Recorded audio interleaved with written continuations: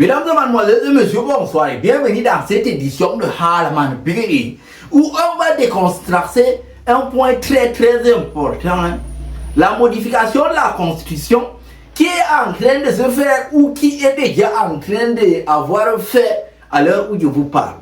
Donc, mesdames et mademoiselles, mes chers Camerounais et les gens qui sont à l'extérieur, sachez que pendant que vous êtes en train de glander ou à siroter vos bières ou en attendant en train de tromper vos copines ou vice-versa, sachez qu'un nouveau vent de changement est en train de sauvagement souffler sur la Constitution une fois de plus. Et pourquoi pas ne pas dire sur tout le Cameroun entier.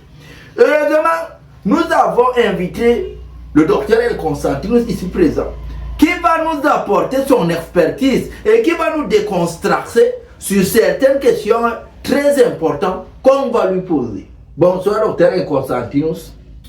Merci déjà d'accepter de faire partie de nous autres aujourd'hui et de nous apporter votre clairvoyance par rapport à ce sujet, comme dit, ébranlative du continent. Déjà, monsieur le journaliste, merci pour cette estime. Je suis très content d'être là sur ce plateau. Merci de m'avoir invité, c'est vraiment très gentil.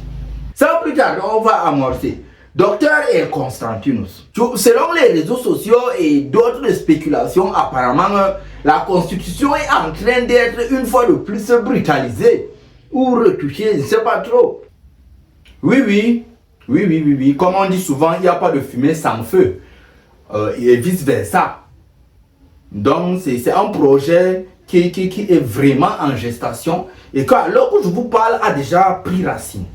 Il est en train de prendre racine parce que, bon, vous savez, il faut du temps pour que les Camerounais comprennent leur situation. Disons, leur situation. Et quels sont les ajustements qui sont éventuellement, probabilisationnellement faits à cette nouvelle constitution qui va arriver là? Déjà, je vais juste vous énumérer les points importants. Il y aura le poste de vice-président qui va voir le jour.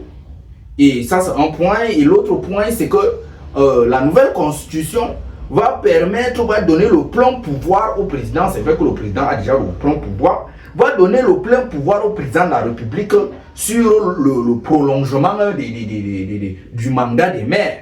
Ça veut dire que si ça le pays qui décide, il se lève un bon matin comme ça, il dit qu'au lieu, maintenant, les maires doivent faire 10 ans, ou 20 ans, ou 6 mois, ou 2 jours. Parce que vous voyez, récemment, on a dit qu'il n'y a pas l'argent dans les caisses pour organiser les élections. Donc, voilà. Maintenant, cette constitution, si le président se lève aujourd'hui avec l'humeur de prolonger, et puis il prolonge, c'est ce côté-là, en fait. Là, il y a cet aspect. Il y a encore d'autres belles surprises qui vont avec des nouvelles lois et tout ça. Ah d'accord, oui. Et quels seront les attributs de ce vice-président qui sera maintenant celui qui va seulement suivre le président là, non? Bon, le vice-président. Vous savez le mot vice, ça veut dire genre vice et crew. Les maintenant c'est le président. Et vice, c'est qui veut visser le coup. Donc naturellement le vice-président va être le successeur naturel du président de la République. Donc quand le président de la République va être en congé ou je sais pas, ou tout de suite une bonne nouvelle est arrivée, c'est maintenant le vice-président qui va monter. Et ça c'est très important parce que vous voyez aujourd'hui, il faut toujours préparer un plan de retrait. Parce que vous voyez un pays comme le Cameroun, si on ne peut pas être là comme ça seulement sur une personne, c'est vrai qu'il y a des gens qui sont forts. Mais même dans force là, il y a aussi force. C'est pour ça que le vice-président va intervenir. Dès que le président aura une petite diarrhée et qu'il sera dans l'empêchement, le vice-président va entrer en vigueur pour pouvoir reprendre la situation en main, afin qu'on ne tombe pas dans une dérive plus dérivériale que cette dérive que nous vivons aujourd'hui. Donc voilà un peu les attributs du vice-président. Donc il va prendre les décisions. Si toi tu l'énerves, il va te chasser du ministère, du gouvernement. Il est le tout puissant en fait, oui. Après le président, c'est le vice-président, voilà. Ah d'accord. Et entre-temps, le président du Sénat et le président de l'Assemblée nationale, même le premier ministre, tous ces gens-là, ils vont devenir quoi? le président du Sénat. Mais le président du Sénat, il va rester là-bas au Sénat. Il est le président du Sénat, il n'est pas le président de la République. C'est vrai qu'à une époque, on avait dit que bon, en cas de vacances du président, c'est le président du Sénat qui monte après, jusqu'à... Vous voyez? Mais ça, c'était une époque révolue. Maintenant, on est dans le changement. C'est une nouvelle ère. Donc, le président du Sénat, il va rester avec son Sénat. Et vice-président va rester avec le président. Chacun va rester chez lui. Il n'y a pas fait que tu vas te lever de l'Assemblée nationale, tu vas dire que tu vas devenir président. Non, justement. Donc, voilà un peu. Bon, entre-temps, et le peuple dans tout ça. Si le peuple n'est pas d'accord avec cette nouvelle constitution qui a été un peu retouchée à mon goût, on verra comment. Mais de quel peuple vous parlez? Ils doivent être d'accord avec nous. Ils sont d'accord. Qui sont même d'abord qui? Hein? L'État, c'est nous, monsieur le journaliste. Le peuple est juste bon pour payer les impôts et applaudir quand on passe dans nos véhicules. L'État, c'est nous, monsieur le journaliste. Le peuple, non, mais le peuple, c'est qui? Ils ont quel mot à dire? Ils blaguent, on va encore même les augmenter les impôts. Déjà qu'on a même augmenté pour les téléphones qui est maintenant à 30 beaucoup de pourcents. Et si Diangre malgré tout, et laissez-les malgré tout, monsieur le journaliste, le peuple est d'abord très occupé. Les enseignants, prenons l'exemple des enseignants. Les éternels, ils sont les éternels plaignants. Les enseignants sont occupés à réclamer leur salaire qui vont bien évidemment réclamer encore pendant longtemps, monsieur le journaliste. Hein? S'ils ne sont pas occupés à pleurer sur la situation, qui n'ont pas l'argent, qu'on ne les paye pas, même si c'est vrai, ils sont en train de faire des tests de langue pour fuir le pays. Ils n'ont pas le temps pour venir parler de la Constitution, monsieur le journaliste. Et si les personnels soignants disent qu'ils ne veulent rien comprendre? Les personnels soignants, c'est les qui? Qui connaît les personnels soignants dans le pays ici? Hein? Récemment, quand on a lancé le concours d'intégration, là, vous avez vu qu'on a demandé un infirmier. Ils doivent, moi, ce que je les conseille, c'est qu'ils doivent se battre à chercher un contrat chez les Bensikiner là. Les Bensikiner vont leur donner une petite moto, ils vont attaquer avec et ils sont occupés. Je vois qu'il y a d'autres qui essaient déjà de s'investir dans ça. C'est une bonne chose. Ils doivent se concentrer sur la moto et ils sont occupés à se concentrer. Ils n'ont pas le temps pour venir faire des réclamations. Non. Et les étudiants dans tout ça, eux aussi, ils sont concernés. Si eux aussi décident qu'ils ne sont pas d'accord, les étudiants, ce sont les qui? Ah, monsieur le journaliste, appelez-nous les bons noms. Appelez les noms qui sont quand même à l'auteur de mon habillement. Je ne peux pas venir ici, vous allez m'appeler les noms. Les étudiants, ce sont les qui? Les étudiants, ils sont partout. Tout le monde est aujourd'hui étudiant. Non, là, les étudiants, ils sont occupés. Hein?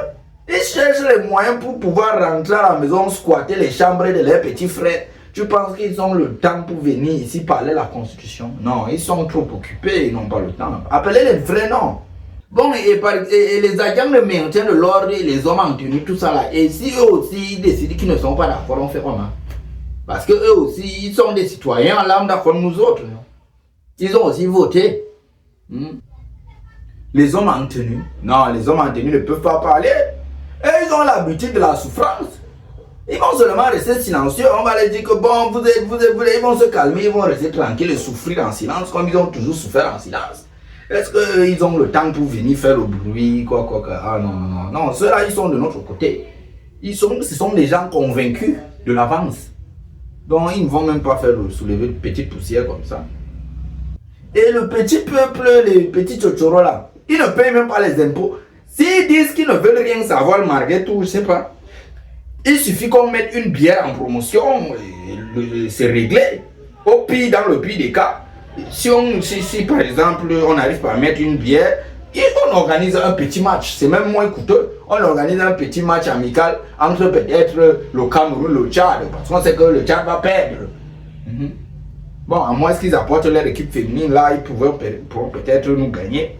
Mais si c'est l'équipe masculine, ils vont venir perdre. Et les gens vont crier, ils vont rentrer chez eux.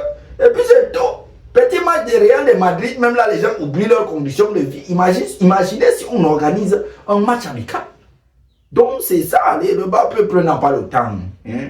Les gens ne mangent pas chez eux, mais ils crient derrière le football. Vous voyez, ça, ce sont les gens qui seront avec nous. Ça, c'est le folklore. Mais et si dans ça, malgré tout, il y a des gens qui ont la tête dure. On est au Cameroun, non. Il y a des gens qui ont la tête dure. Ils disent qu'ils ne veulent rien savoir, vraiment. Ils ne sont pas d'accord là. On fait comment? Ceux qui vont comprendre la couille et vont refuser de s'aligner. Monsieur le journaliste, ces gens, non. Ça ne va pas manquer. Il y aura toujours les brebis galeuses qui vont vouloir sortir des rangs. Mais nous, on a les moyens. Il suffit qu'on envoie les gendarmes aller leur enseigner la civicité, leur donner une petite éducation physique et civique. Ils vont tous les jours rentrer dans les rangs. Ah, ça marche toujours, ça a marché. Depuis quand on avait modifié un temps ici, là, les gens se sont levés, qui sont mariés, mais quand là, on voyait les gens, on les a ramenés dans le droit chemin. Et ils sont calmes aujourd'hui.